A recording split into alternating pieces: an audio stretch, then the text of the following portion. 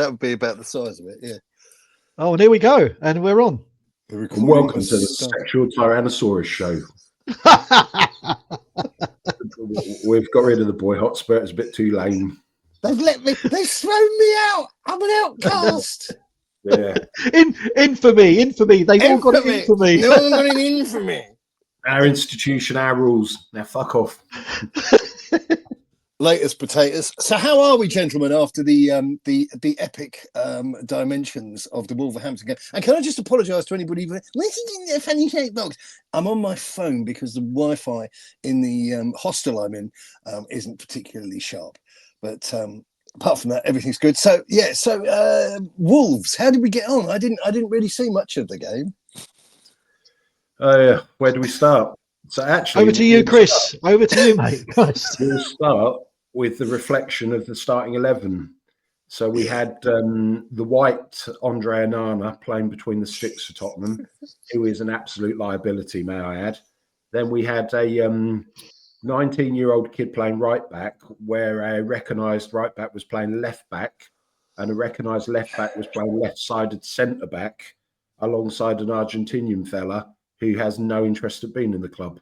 And then in front of those, we had, I don't know whether they're gender neutral or non-binary, as we had a complete pair of Wazzocks, stroke fembots, stroke huge vaginas, who were completely outmuscled by the Wolverhampton Wanderers central midfield pairing.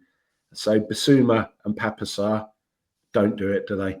And then you had Maddison, who is only good for decorating corporate boxes. And the rest of the time, he spends more time grooming his hair than you do, H. Good effort. And then to the side of those, you had Brennan Johnson doing what Brennan Johnson does. You had Mathis Tell, who I have yet to be impressed with. And then you had the goal scoring sensation Solanke. And this is when we had been told that players like Richarlison needed minutes. So why not throw him in to start that game yesterday when the bloke he's competing against has scored one goal in 2025? And we were up against a Wolverhampton Wanderers team, with the exception of yesterday, had been in the bottom four all season. And you looked at that starting 11, you thought nothing about this makes any sense whatsoever. And then our pants were pulled down and we were dumb from behind more freely and easier than Bonnie Blue after 2 minutes. And the Italian sensation, who is just a bad, poor goalkeeper, what was he doing? And the game just got worse from that point on, didn't it, Tony? It was an absolute no motivation, no interest, no style of play, no tactics. They just looked like they did not know what they were doing. Well, all I can say is good luck and keep it Tottenham. That's the show. That's the show, folks. mind how you get home, folks, and remember, crimes like this don't happen every day.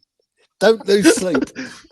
Oh dear. What can I say to that complete evisceration of the team and Ange, apart from this happy persona only comes about because I've taken about 16,000 Valium this morning. After yesterday, that's how much I've been scarred by yesterday and the complete fuckery that I witnessed. I'm not going to comment on what Chris said because basically he's nailed it pretty much. Apart from the other thing I was got to say is, if I see Vicario flapping any more, he might actually grow wings and take off. He's absolutely terrible. I heard he's not so much going to get a new deal with Spurs, but Chrysalis Records are taking him on as the new Orville, and he's doing a Christmas remaster of I Wish I Could Fly. I wish I could fly atop of the sky to Milano. I mean, he's what made my heart sink, I have to say, is the recommencement of the second half, and Vicario, whatever his name is, was actually holding court. He was operating the team talk and shouting and animating, and was doing lots of this with his big cartoon glove. And he's not a human being I have great faith in. I don't think that's an unreasonable comment. He did a shocking impersonation of a goalkeeper yesterday. I want to see Kinski back, or Kinky, or whatever his name was. I take Brandon Austin at a heartbeat. I think a lot of what we're going to be discussing is all focused around the fact that the guy running the operation at Spurs, the footballing operation on the day-to-day stuff on the grass, is a charlatan. He doesn't know what he's doing. Doesn't know what he's doing, and he's coming up with the most bizarre comments. And we had recently the business of the leak, which I have to say, whether a player of a minor, this isn't Harry Kane before a cup final. We're talking about Wilson Odobert, who's a minor player, not worth a ton of money in the real world. The idea whether he's going to play or not going to play in a game doesn't really influence anything because we're so far down the bloody table anyway.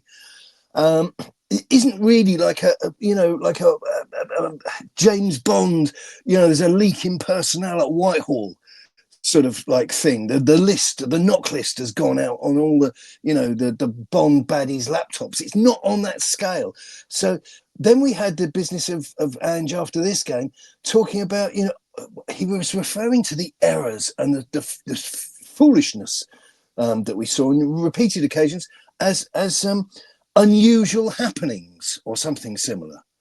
Well, it was the audacity. It was the audacity when he said, in general, I thought we were well in the game and controlled it really well, but we just kept on conceding really poor goals. At what point were we in it? And when did we control it well? Because within 46 seconds of scoring our second goal, we conceded a third. Wasn't there a comedy quote with the club cabbage who interviewed him after the game on the chalk dust on the side of the park? And didn't he have an exchange with Ange? Something, and I'm not quoting verbatim, but something that follows of like, we conceded early, then we looked like we were back into it, and they scored again. But in the break between those two goals, I thought we looked quite good. This is a different way of describing watching an aeroplane fall out of the sky, that everybody was safe until the plane hit the floor. So that was the first time since 2024 that Wolverhampton Wanderers have scored more than 2 goals in a Premiership fixture. Yeah. Absolutely amazing. But should that result actually surprise us? Because Wolves, to be fair, yes, they're at the bottom, but they've had a good run recently. But I'm not excusing that for the abject woefulness of what we did. They're on a decent run, but again, this thing about a lot of this kind of, if we sack him, who are we going to get in? Guess what? That's working for Wolves because they've actually got a manager who's now for the first time got them out of the relegation zone. They actually look like half a decent team, and I'd give him a whole season, and I think he's there. He's going to make them very competitive. Wolves won that game in midfield where they had that Andre alongside that Yao Gomez. Absolutely. And then they had Laurie to their left-hand side. And they cut through Basuma, Sarr and Maddison. Well, they weren't there, were they? They cut through them as if they were invisible, and they were invisible, as were most of the team for that 90 minutes. And you looked at that Wolves starting 11, and no disrespect, but Bellegarde, Manetzi, who played behind Larson, the big guy up front, and the guy they bought in the summer, Agabedu, who's actually heard of those 3 players, in honesty? Yeah. Nobody. No. But what we were facing, without the risk of sounding daft, but what we were facing weren't names. We were facing well-drilled men. And I know we've got a bit of a stone in our shoe about that. But just on the Basuma thing, and by all means, if you're watching this and you think, right, I've got him, charge into the comment section and make an absolute pilchard of yourself. But on that clip of the training ahead of this game, Basuma came out and I wondered what he was wearing, because he clearly got the waist of his trousers down halfway over his bottom, like some, I don't know what. I'll leave it to your imagination. We all know people who wear their clothes like that. And he didn't look focused. And that's in the training. And in the match, he looked exactly the same. And they need to, and I know it sounds old-fashioned and I'm sounding like my dad or whatever you want to call it, but they need to put these guys against a wall and scream at them. There is no focus. There's no attention to detail. And everything's, well, man, I just came back from skiing. And the values, I'm probably going to do a thing if I get bored. It won't be today, but it might be tomorrow, or it could be someday soon. I'm going to work out how much money has been trimmed off the value of the squad this season. Who is going to come in and give us money for any of these guys? I mean, proper box office money. Even Romero, Tony, and Chris, as you said. I mean, I've been really slow to turn on him because I think there's a great footballer there. But he was down the bloody tunnel. Yeah, he was didn't the even captain yesterday. Captain yesterday. And what thanks did he show to the hardworking fans who pay lots of money to travel? What's Wolverhampton? 3-hour journey from London. It's probably 3 hours once you've stopped for a whiz and a packet of crisps or something. Yeah. I mean, the reality is that there was no gratitude or thanks there. No, because he hates being there and it's beneath him. It's the same story we got with Lo Celso, unfortunately. Yeah. Well, and then meanwhile, having all that abject. Well, yeah, I could swear so much you probably wouldn't be able to put this program out. But amongst all the carnage of yesterday at Wolves, Eintracht Frankfurt were serenely, calmly battering their Hoffenheim 3-0 with practically the same team as they put out on Thursday. So please tell me, how good is it to have so many changes? But we're just protecting them for Thursday. Momentum and confidence is everything. It is everything in this game. You know, with the starting 11 yesterday, that shows that he's not going to start Spence on Thursday night. Horrible. It's so awful, and the trouble is, and this isn't taking a cheap shot. This is just reacting to what we see. This guy really doesn't know what he's doing. And you say there about confidence, momentum, and consistency and continuity and all these brilliant words that everybody really wants to be known for as a human being. And he is making changes that a wet hen would make. You know, if you're, without being rude, but if your mum took over your business, they're the sort of changes she'd make, hoping not to make any mistakes. Well, we're going to need our best players. I mean, resting Sonny, I'd actually say to him, go out there against Wolves and do something useful in order to earn a place against Frankfurt. Yeah, absolutely. And Richarlison bundles the ball over the line, and I'm not going to deride him for that. But as Chris said in the opener, why didn't he bloody well start? I mean, this isn't complicated stuff. And it shows everything when you at 2-0 down, he then brings on those players that he had attempted to rest for such a big game on Thursday night. Because he doesn't know what he's doing. Chasing shadows. And you think the players don't even look like they're playing for him. They look like they're going through the motions. There is no... I mean, Bergvall had a good go at it, but even he looks ridiculously low on confidence. He's losing the ball a lot. You know, he's trying too hard. He's trying to compensate for all the shithousery he's seeing around him. You know, and then Vicario had the cheek to march him into the centre circle. Have you seen the video where he's grabbing him by the head and getting him to hold his head high? And you're thinking, mate, what? I'd knock him out. I'm not a man of violence. I deplore violence, but I'd smash next week out of him. Yeah, he wanders around. He wanders around making other people look smaller by standing on them. He's not a nice person. He's not a nice person. He's been here 5 minutes. He's 20 or whatever he is. 20. I don't care if he's 50. Oh. He's not old enough. He hasn't paid his dues and he hasn't earned his corn. And a manager, sorry, just to talk over you, which I think I've been pretty good on this episode so far. But this is what a good manager would see off. Prevent that from happening. No, Vicario, you're not in charge of him. I'm in charge of everybody. You're the goalkeeper. That's your job. You're in charge of the goal. The problem for Vicario is he's 29 this year. And if you haven't got the goalkeeping fundamentals at 29 years of age, there's no chance of getting them late in the game. Well, the basics have been able to corner, take a cross, or play out with play with the ball with your feet. Look at that second goal. They were laughing about it. Lee Hendry, I was watching him on Sky, and he was absolutely pissing himself. He said it is such a horrible that he tried to dive, but he dived and punched it straight at Jed Spence. And they're just saying that as far as goalkeeping displays go, they were saying that was one of the worst Premiership performances they've ever seen from a professional goalkeeper. And people have the audacity to take the piss out of Onana. But Onana's no worse than this guy. He is. That's what you get when you spend, what is it, £18 million? It's just cheap junk, isn't it? Well, this is Well, what I said when we bought him. If you want to know, I mean, there are certain fundamentals in life, and sure, there are surprises. You might go to a market, see something that only costs 2 or 3 quid, and you get it home, and you think, "Wow, what a brilliant whatever it is I bought, back scratcher or whatever it might be." But generally speaking, buy cheap, buy twice. It's not a Yeah, complicated 100%. thing, and it's a phrase that comes through years of people saying, "Oh, look, I can get this jar of coffee and it's 3 times the size of the other jar of coffee at half the price." You get it and you make a couple of something, you just want to spit it in the sink. yep. And that's no, I what agree. Vicario is. He's a Yeah. big buy, bulk buy, cheap coffee brand. Well, it's funny because I remember when there was this talk around Raya at Brentford about before we got Vicario, and I said, Yeah. just go out and get him. It's 40 million. Oh, he's only at Brentford. He's not proven. I said, don't be so stupid. Of course he's proven. He's been with Brentford for a couple of years. Arsenal go out and get him, straight away, no hesitation. They had already had Ramsdale. They clearly, I don't know why they took him over Ramsdale, but that's now been proven to be a good decision. And I don't think Ramsdale is that bad a keeper either. If anything, I'd definitely take him. 100%. He's probably going to go for a song now. He's at Southampton. So let's just go nab him up and get rid of this Italian clown. Yeah.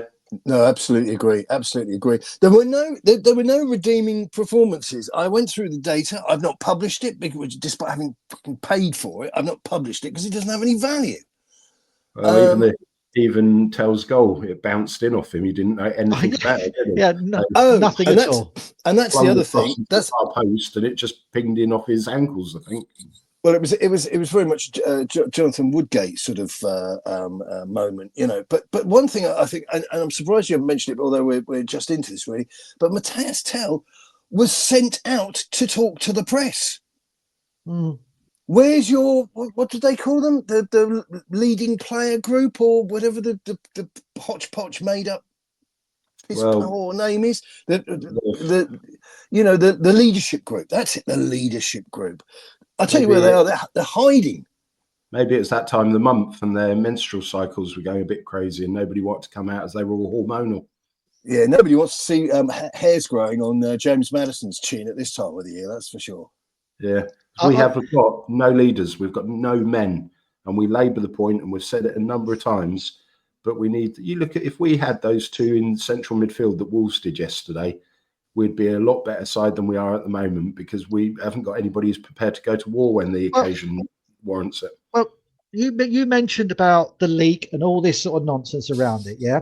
Now, think about this logically. Look at, from an Ange's point of view, as a manager, you don't want to be distracted with all that crap. So what you do is you get your assistants to actually go and sort it out. Now, I'm not being funny. You look at that lot; they couldn't sort their way out of a wet paper bag.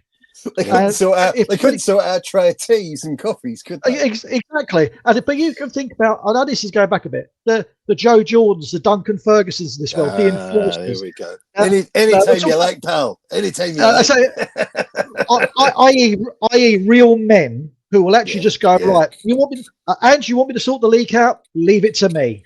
Could you imagine you imagine any of this lot putting their hands around Gattuso's throats on the touchline at the San Siro? But you see what Jose Mourinho or Tony Conte would have done in a similar situation, and I'm going to speculate here because it's fictitious, but they would have just laughed and said, "Yeah, I hope they don't tell you what colour the toilet roll is in my office." It's such an insignificant thing. I know leaks aren't good, but I think leaks are great for business. To quote in the thick of it, dark shit builds up and you need to let it out, and that's absolutely right. And I don't think leaks are bad at all. I think leaks are good for businesses. But the idea that this leak was super serious, you have to be out of your mind, which is a phrase I think I've never used so frequently than under Fat Ange's stewardship. But it's just embarrassing. And he sits there at the end mumbling about, this and Thursday night. This Thursday night has been coming like the meteorite heading towards the dinosaurs. It's so disrespectful that everything's about Thursday night, yet we've still got 5 Premiership games that we seem to have lost all faith with. And But even the Ange sexuals who are still on Facebook going on about, we've got to give him time. He'll be all right if he does well on Thursday night. Then that's our season saved. No, it's not. It's not saved at all. It just means we might get to a semi-final. We've still got to do another 2 legs. And then we still got to get to a final. We're a long way from winning anything. And if anybody's pinning their hopes on that, I think Eintracht Frankfurt might just have different ideas about it. I don't know about you. I think Eintracht Frankfurt are going to use us like something that you would buy in an Ann Summers shop. Yeah, that's as polite as I can be. I'll leave that to our viewers' imagination. I think Eintracht Frankfurt are going to be the doctor for Chris's prostate exam. which curiously enough, I'm just trying to piece together because I only came in halfway through the conversation. He appears to be quite smartly dressed. This took place on a Sunday, and it sounds more to me like a date. I mean, did you go for a glass of wine first? No, because then they'd have told me that I drink too much. Come here, big boy. What he's not telling you is he had 16 steaks beforehand. You couldn't get his finger up there; it was too jammed. Yeah, exactly. Exactly. But at least we're not mocking your personal life on a broadcast platform. Well, that would be just cheap. That would be cheap. I could easily stop you dead in your tracks, Mr. Hotspur. Oh, it's a very bad line. It's a very bad line. Oh dear. Very bad line. Oh no, it's a window cleaner. Get away. Yeah. But what it does do is the Wolves game. The Wolves game. But honestly, as soon as I saw that Bissouma and Saar were in the middle, I thought that's it. We're screwed. Absolutely screwed. I think Bissouma is still on the nitrous oxide, isn't he? Every time he comes on, he looks like a complete clown. Really does. Or more to the point, if he's not on the nitrous oxide, he ought to be. He needs exactly, 100%. And we've been ranting and raving about Jed Spence of late, but he was very average yesterday. He had a poor game, and again, we seem to have blown him out of proportion a little too early. Whereas the fact is, he's not had to play brilliantly to surpass what's in front of him. But then again, Chris, what another phrase? But he's a right back playing at left back. Exactly. But then we've got the left back. We've got the left back playing left centre half. And yesterday I felt really sorry for Max. What's his name? Gray. Not Max. Oh, Archie Gray. Archie Gray. I felt really sorry for him because he was his right wing in front of him. Brennan Johnson never tracks back. Is the most lightweight footballer on the planet. Next to him, you had a bloke who didn't want to be there in Romero, and you just thought, and then you had 2 really piss poor midfielders in front of him. So he was being exposed all over the place, and nobody was there wrapping their arm around him and trying to help him. And did anybody spot the Brennan Johnson textbook "How to Pull Out of a Tackle"? God. About 15 minutes into the game. That was embarrassing. That was just so embarrassing. He was closer to the ball when the 2 players set off toward it. And he let the other guy, you could see he was stifling his run because he didn't want to be in a collision. Yeah. I think that's endemic, though. Again, it comes back to this same thing. What we said, what Chris said about us, everything that we weren't, Wolves were. Well drilled, well coached. Players knew their disciplines. They acted as a team. They closed us down relentlessly. They just closed us, especially in the midfield. They had us on toast in the midfield, which wasn't difficult. And then even when you think about it, Cunha has obviously been under a cloud a little bit with his social media posts. Came on for the last 10 minutes and absolutely bossed the game for the last 10 minutes. Completely destroyed us. One man destroyed us in 10 minutes. Absolutely crap. It was just crap. It was a crap fest from start to finish. It really was. Can I ask you a question then, lads? But now I know this is kind of academic because I think, I'm just surprised that Ange hasn't fallen on his sword, but I don't think he's brave enough to even do that. There's a great line in that film, Valkyrie, where the Kenneth Cranham plays this particularly irritable general, and he's screaming into an office that he's just stormed out of. I'd send you to the front if I didn't think you'd fucking surrender when you got there. These are the people that we're dealing with. Is it conceivable that? I mean, are we waiting to lose the Frankfurt game before Ange goes? Or, I mean, what do you think? What do you think? I mean, if we lost the Frankfurt game, because everything's been pinned on this, it's become this sort of panacea, this golden bullet, this sort of cure-all fixture, which again isn't a cure-all fixture because it isn't the bloody final. I mean, what do you reckon, boys? What do you reckon? You have a bloke who's coached us to 17 defeats this season. So the players... Stupid question. Sorry. The players have got used to his dulcet tones, his lack of imagination, his lack of creativity, and playing 4-3-3 every week. So what makes us think for one moment that we're going to go away to what's going to be a hostile atmosphere when we had our pants pulled down and we got done up the chuffer at Wolverhampton Wanderers? Now would have been the time. He should have had his marching orders last night. We should have been sacking him before he got on the bus. Bearing in mind, half-time, we sacked Jose 5 days before a cup final. Why we're being trigger shy is beyond me. But you could get not a new manager bounce, but if you, I don't know, brought somebody else in, you have a different voice. Somebody might say, actually, let's go 4-4-2 or let's go 4-5-1 or change it around a bit and let the put the proper players in the proper positions. And you could get something from that game. We should have beat Frankfurt in that home game. Yeah, absolutely. Opposed to being happy with the draw at home. Well, this is the level we've now sunk to. The fact as a fan base, we're absolutely delirious about the fact we managed to scrape a draw and we're still in it, which is ridiculous. But talking about the point about Ange, if we lose on Thursday, he's just got to go. There is 0 point in having that man around anymore. And frankly, I wouldn't give a shit if he found out he was sacked like Martignol, because Martignol was treated abominably. I'd rather him find out that way than anywhere else. I don't really care. Just want the man gone. I don't know about a new manager bounce, but I mean, I was just thinking there, what's the difference between a new manager bounce and not a new manager bounce? And I was thinking of Carlito's Way. You know, he comes out and he goes, free at last. And maybe we could give the players a sense of freedom. And almost, I'd be very tempted, because I do think that there are some good players in this squad. I do think this guy has emasculated and misdirected so many of them with his brutish Antipodean charms, which I'm not, as I said, I've never been charmed by in the first place. And that's when I had Kylie and Danny Minogue to look at. So this guy isn't doing it at all. But would it be such a bad thing if we put the team into the dressing room and said, you choose, where do you want to play? Because an old friend of mine used to say, it's not a complicated game. You take the best players you can and you put them in the right positions. And I think this is a fundamental. This fat, morbidly obese moron, humorless. And we've still got people saying, these Ange sexuals have now deteriorated into this. Well, I think he's a nice chap. Based upon what? Is it based upon what he says or what he does or what he smells like? Because I don't see anywhere. But what about just letting the players pick their own side?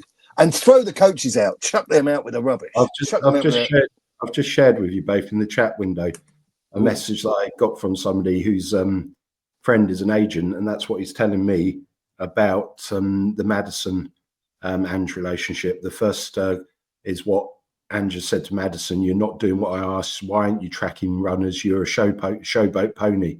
To which Maddison replied, "It's better than being a one-trick pony," and that's what's caused the fallout between the two. And do you know who's responsible for that? The manager is responsible for that. That is the manager's fault, because he is supposed to be the leader of the team. Yeah. So this has come from a friend of an agent, do you say? Or? Yeah. A friend a friend whose friend is an agent, and the agent has told him that. He's also saying that he's called out Romero, Kulu, Son, Porensar. Son has gone out of his way this season to say he's the fittest that he's ever been, but it's all down to the brand that Ange is asking him to play. And we've seen a substandard Son. Yes, when Kane was there, Kane made players look better, but you don't go off quite as quickly as Son has this season. And then the other one is the Kulu comments that Kulu's not happy, he's physically exhausted and dependent on who we bring in as manager. City, Newcastle and Villa have already made inquiries. And if Man City are sniffing around for him, he'll be off quicker than Usain Bolt out of the starting blocks. I mean, just looking at this, I mean, just to sort of focus the mind, if you like. Kulusevski is arguably the only player that anybody in their right mind could say, well, actually, he's worth a go. He's adapted to the Premier League. But as with all of the others who perhaps haven't done so with such great aplomb, is the real problem is getting rid of the coaching of Ange, which is the anti-coaching of Ange. The thing is, right?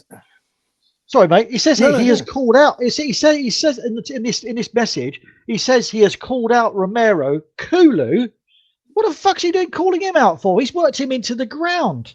The poor sod has. I'm surprised he's not about 3 inches shorter, given the amount of running and the amount of effort he's made. And he's calling him out. He looked like he had been holidaying in Chernobyl most recently, didn't he? He looked like he was falling to pieces. He was scabby. He looked in real poor health. Do you know what he looks like he's done? He's fallen into a vat of toxic waste.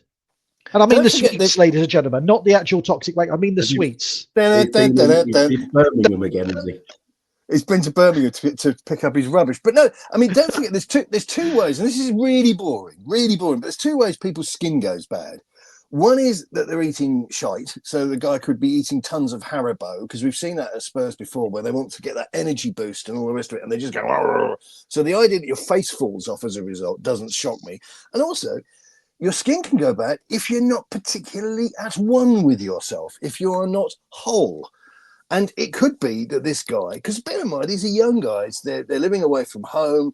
We've seen their accommodation, it's luxurious, but there's not really much in the way of home comforts.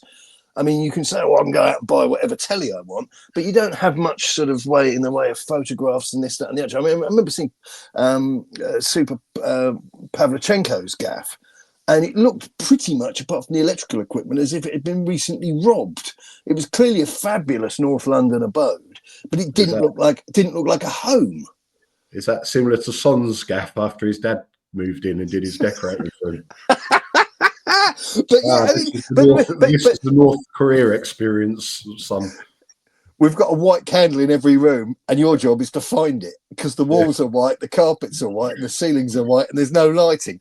But no, it's just bizarre. But I just wonder, is this guy under immense sort of psychological pressure? I mean, this is the other thing as well. And I'm going to throw it out there again, because I'm quite happy to ask the question, as Tony very kindly covered my tracks before.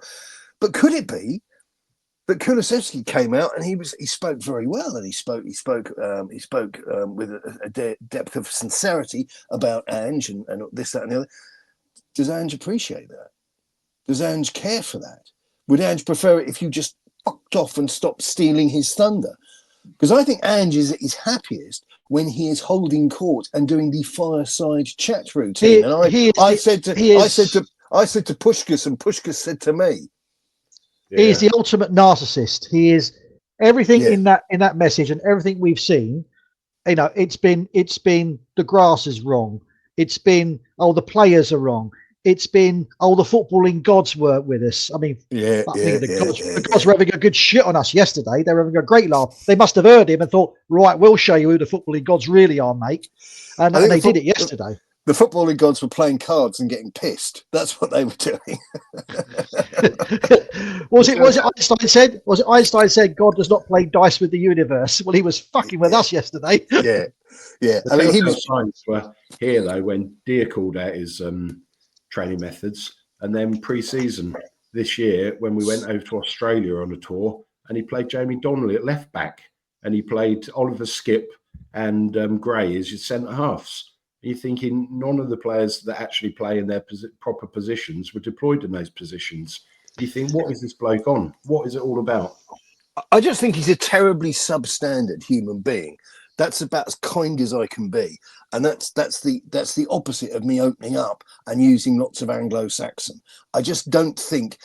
Like I said to you, I think in any other sphere, any other line, he would be a deputy manager in a B&Q.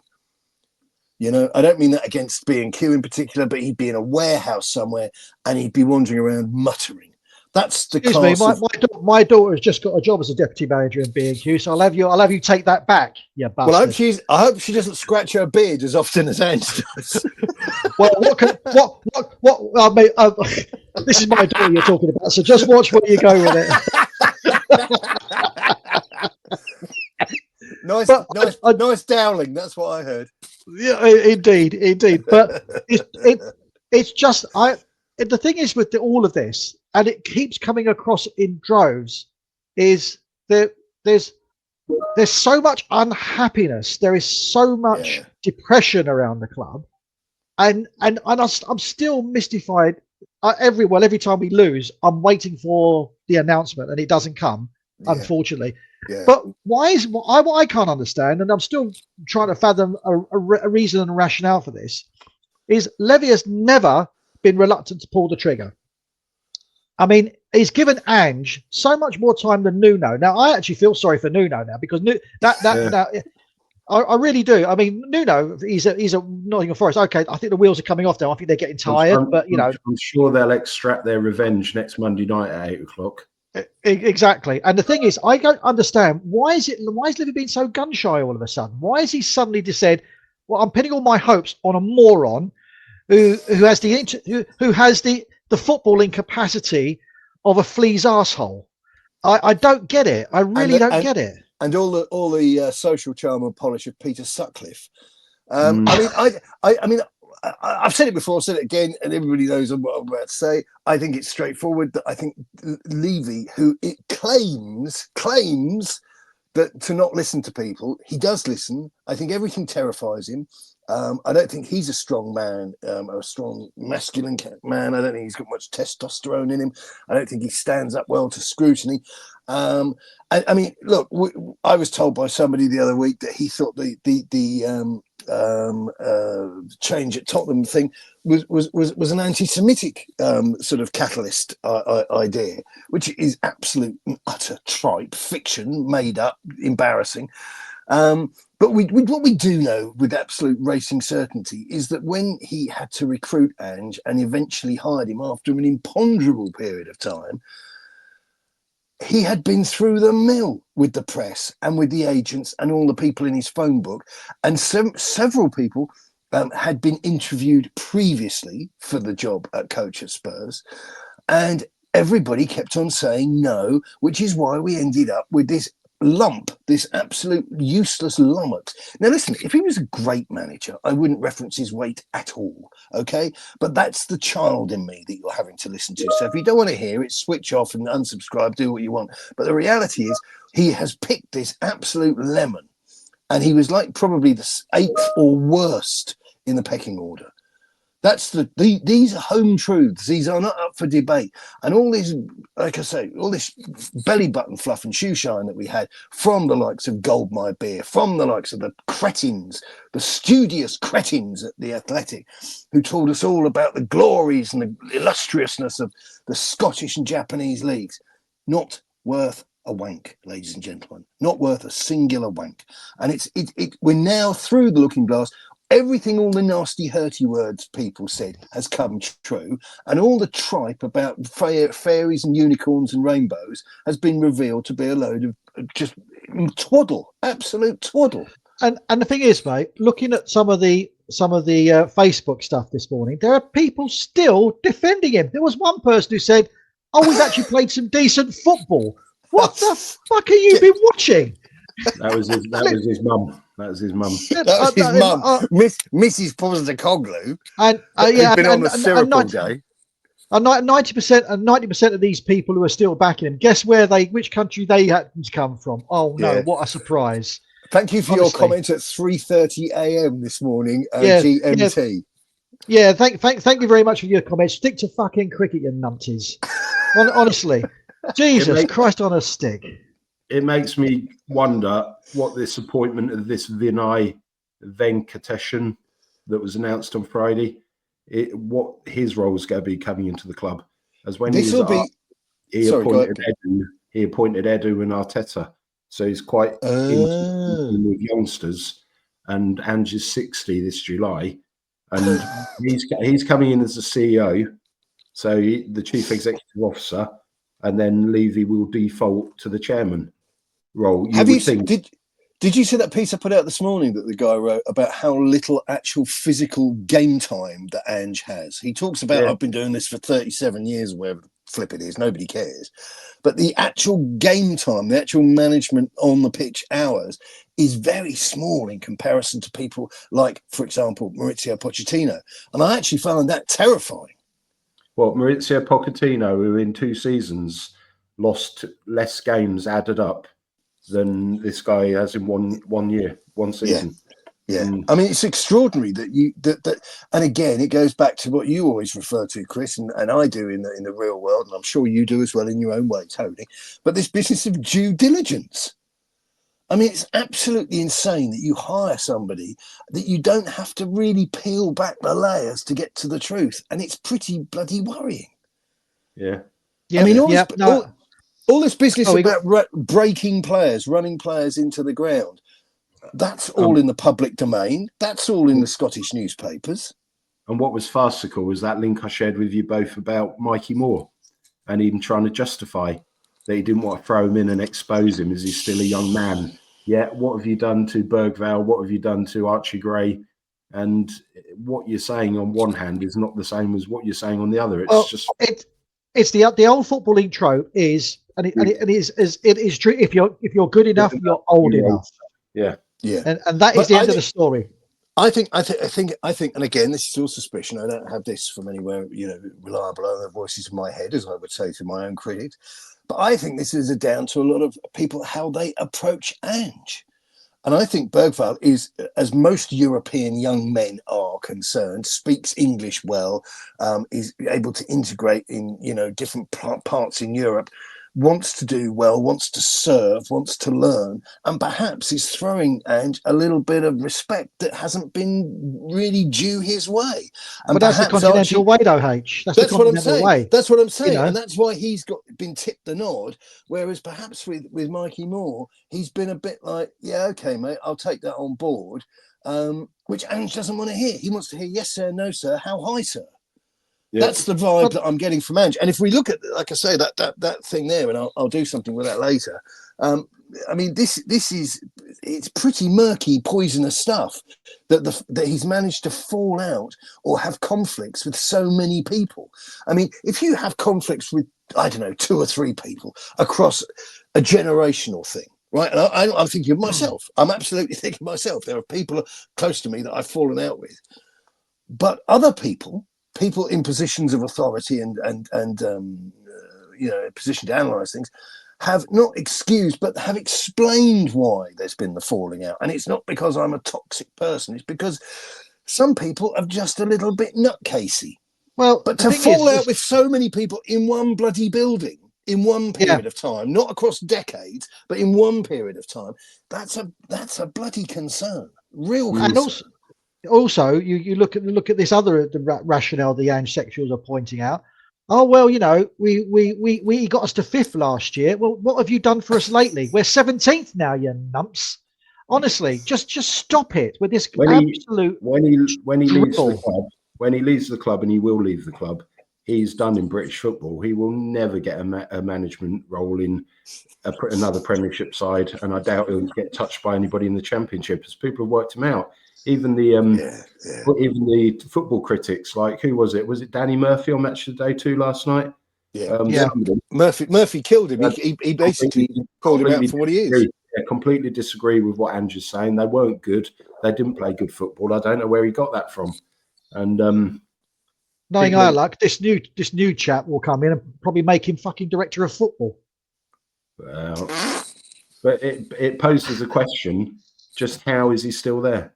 That's what I said earlier, Chris, isn't it?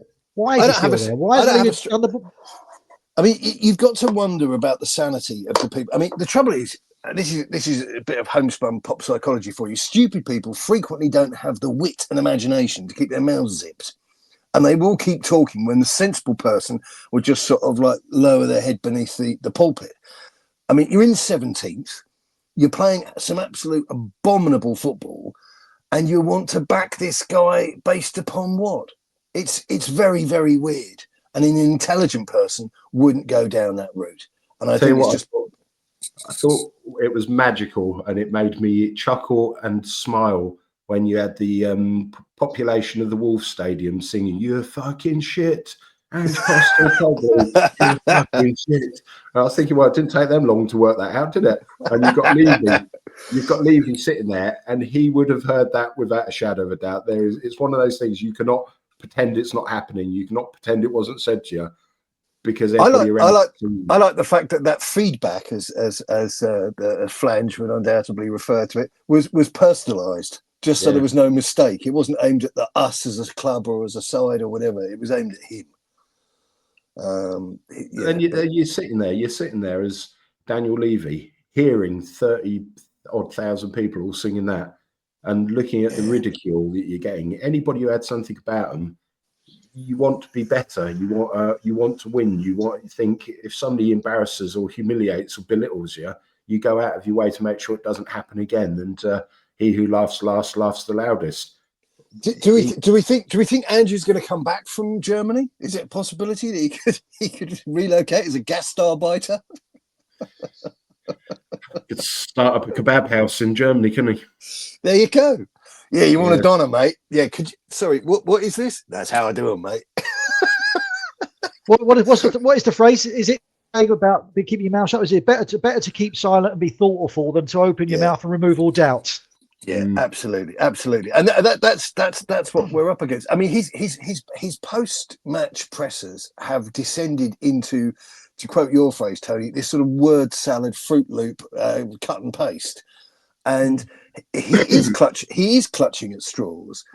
As I say, I'm going to say it for the third time for those of you slow to catch up, and I'm not talking about you, Tom. I'm talking about listening to this thing. But this business of Wilson Odobert, he's not even film of the week.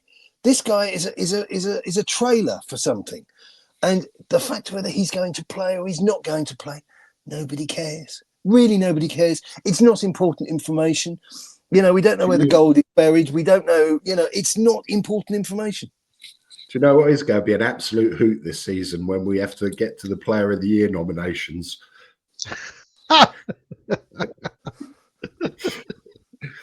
And Young Player of the Year. Like, what we going to do? Give it to some 17-year-old out the youth team, or give it to somebody on loan or something? I'll tell you what. It's embarrassing. It's absolutely embarrassing. I mean, like you say, the trigger should have been pulled a long time ago. It should have been pulled totally irrespective of, again, and I'm not diminishing it as a competition, but the reality is you don't win a ton of money unless you win the Europa League. To mislead the fans that there was a pot of gold at the end of the rainbow in relation to this competition doesn't sit well. It's very disingenuous. So, I mean, we'll see what we see, but I think based upon what Eintracht Frankfurt are doing and what we're doing, and what the football gods are doing, which is opening another bottle of rum and passing around the ashtrays, I think this is going to be an absolute disaster. If you get the time, either of you, go on to social media and look at the interview Sky did today with Ricky Sachs off The Last Word of Spurs. Oh, right. He did a 6-minute interview this morning, and he was word for word. He hit the nail on the head. He was brilliant. And everything. Well, that's great, because he spent the last 20 years talking out the back of his head, defending anything Levy does, hoping to give Sky their little happy clapper fan insight. So if he's dropped his testicles and decided to speak like a man for once, I mean, I did a parody video of him when he was on Sky, and he was telling us how good Hugo Lloris was when he's his most crisp packet hands, and I had bananas falling out of the ceiling on the video. So I'm pleased that the Last Word on Spurs guys have grown a spine. Well done. Congratulations. I'd rather take a prime pissed up Hugo Lloris than I would Vicario. yeah, true. Sorry, scrap that last bit. Yeah, but no, absolutely. Vicario is a total disaster, and it's the unwillingness, or more to the point, more concern, the inability to see what the obvious route would be, which is to swap the guy out for somebody else. But you watch on Thursday night. You watch Ekitike absolutely rip us a new arsehole, because that's what he's going to do. Because he scored yesterday, and he had an assist. And he scored against us the other day and looked class, certainly in that first half. Second half, obviously, we neutralised it a little bit. But in front of his home crowd, they're known to be the most hostile crowd in Germany. And it's a compact stadium. And they made that place a fortress. They've only lost 3 games all season there. And you can't see that happening on Thursday night. It's a cauldron, mate. It's cauldron. It's a cauldron. But honestly. But the level of desperation, though, is what is really disappointing. I'm sort of almost is actually depressing. It's Valium sniffing. It really is. Is the level of desperation there is attached to this? Yeah. People want to be proven right. Oh, look, we did get it right with Ange. Well, no, you didn't. If he wins it, we've still lost 17 games. Well, well, first of all, it doesn't affect our league appearance, league performances, and more importantly, it gives no accurate guide as to how we're going to progress in that same competition, because we crawled over broken glass to get a draw at home. And if we did, by some miracle, manage to rectify that situation away in this cauldron, which I frankly don't believe, and I've looked at the betting prices, and the betting prices don't indicate that either.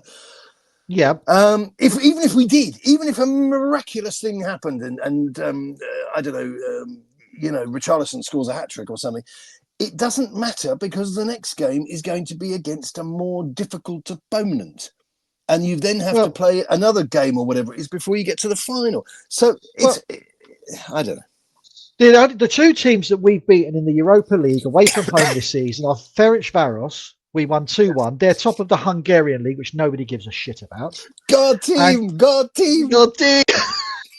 Hoffenheim, who are 14th in the Bundesliga, who Eintracht Frankfurt stuffed 3-0 yesterday. So hang on, that's taking things out of context to match up how they played against somebody that we've played. Oh no, it isn't taking it out of context. You're just giving us some really relevant information. Sorry, forget that. Sorry, mate. I'm gonna have to lay this truth bomb on you, but facts don't care about the feelings. Yeah. No, because your hurty words had me sidewangled there for a moment, and I thought, no, we've got to stop the tape and go back to how we want to be jolly and happy and upbeat. And there is no jolliness or upbeatery to be had. I think what you're trying to say is you want us to be jolly and upbeat. You want us to be Ange in fans, which is like the level of delusion here. Is we've still got them now. They're still saying it even now. They're still saying we should give him another season because of the injuries. Well, so good God! They can take us into the Championship. That's a good idea, isn't it?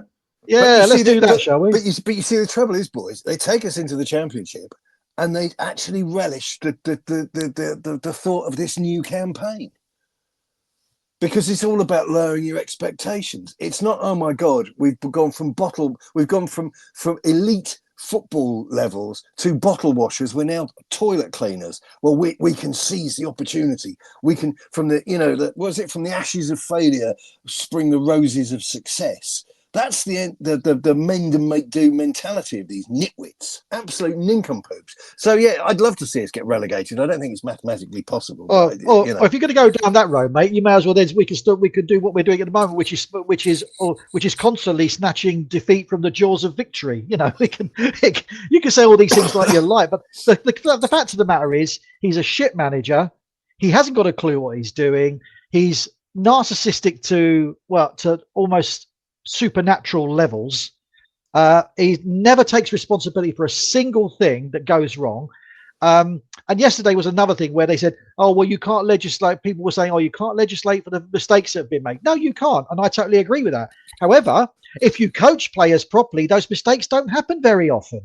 I mean, the training clips that we've seen, and I'm quite happy to accept the usual Donna Marie Cullen, your friend Chris, and Levy business of it was commercially sensitive, but training isn't that commercially sensitive unless you're practicing actual sort of kind of maneuvers. But watching players run around and sort of get the blood pumping and liven up a bit, that's not commercially sensitive. And we're being fed these clips, and they're pretty shoddy. It has to be said. They're pretty shoddy. Now, I'm not a complete doom monger. I don't mind people giggling. I don't mind this, that, and the other. But I do like people getting on with it and looking like they're professionals. And I'm not getting that vibe off of this lot. And again, I can't dismiss, because I know how good your source is on this particular one, Chris. But the conversation there that's gone on back of house or in house or whatever you want to call it, is extremely disturbing. And don't forget, this is not largely, but mostly a totally new rake of players. This isn't the same lot that told the Athletic twice that Poch was a bit of a hard taskmaster, and Jose wanted, or Conte wanted them running around the pitch before they played. Well, this is in the main a new bunch of lads, and he appears to have whizzed on everybody's cornflakes. Well, the thing is, ultimately, you can do all of that. You can do all that shouty stuff and what have you, but you better have the acumen, the record, and the know-it-all to actually back it up. Jose, serial winner.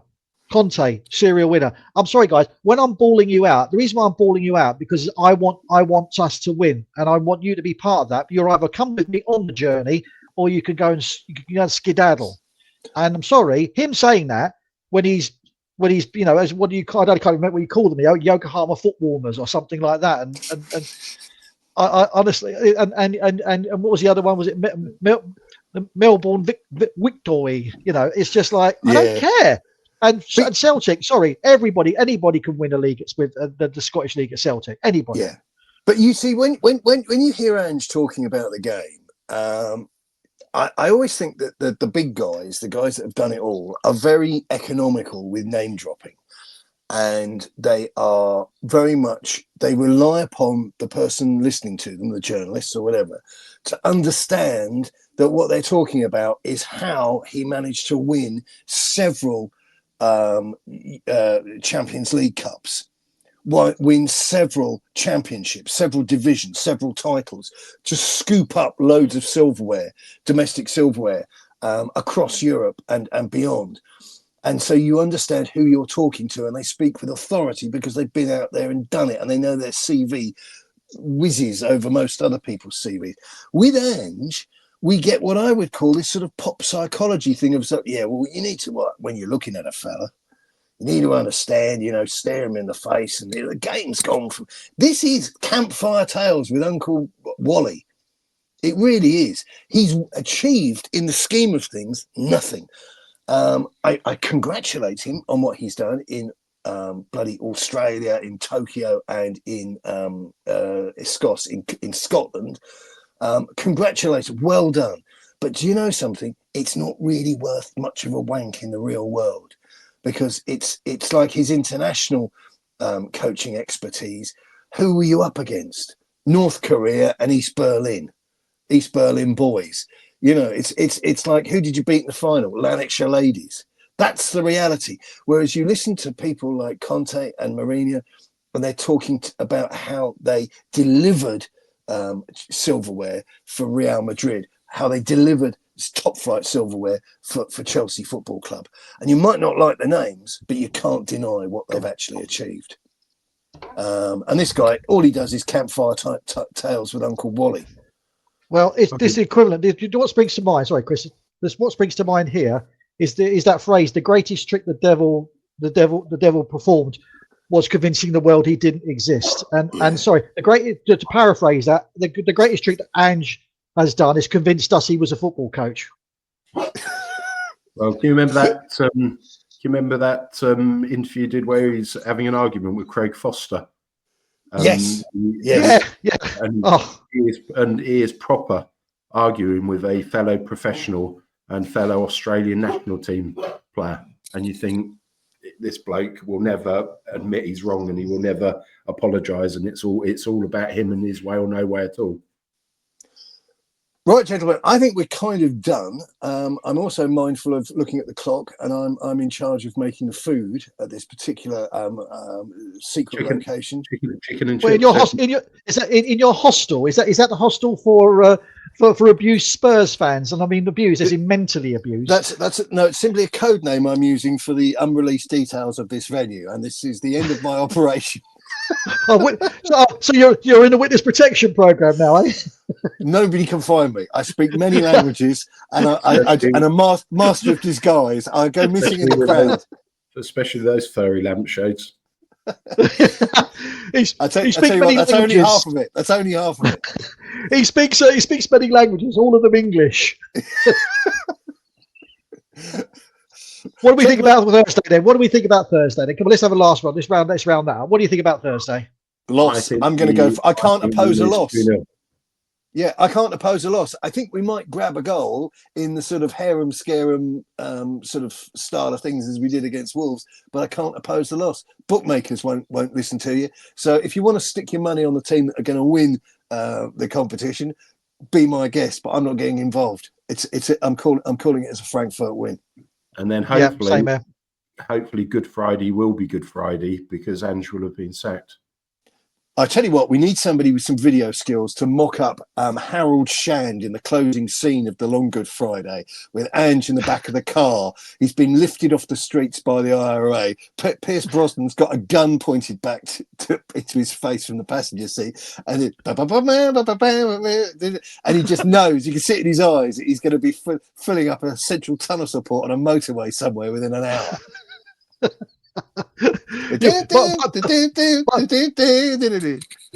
But by the way, folks, this is a film we're talking about, not an actual wish fulfillment scenario.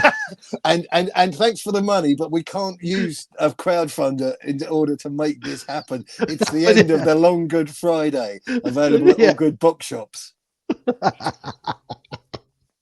Yeah, I think our turkey, our goose, whatever particular breed of fowl or non-fowl, if you're a vegan, your particular brand of nut roast or whatever it is, nut roast will be well and truly cooked come Thursday evening. Any more from Chris? Chris, as you're hosting this particular debacle? No, he keep going, mate. You think you're wrecking me? I think he can keep going for as long as he bloody wants. Good luck. Keep it Tottenham. Okay. Let me hit the. I now hit this bloody big blue button that says stop record. with my Todger. Yeah.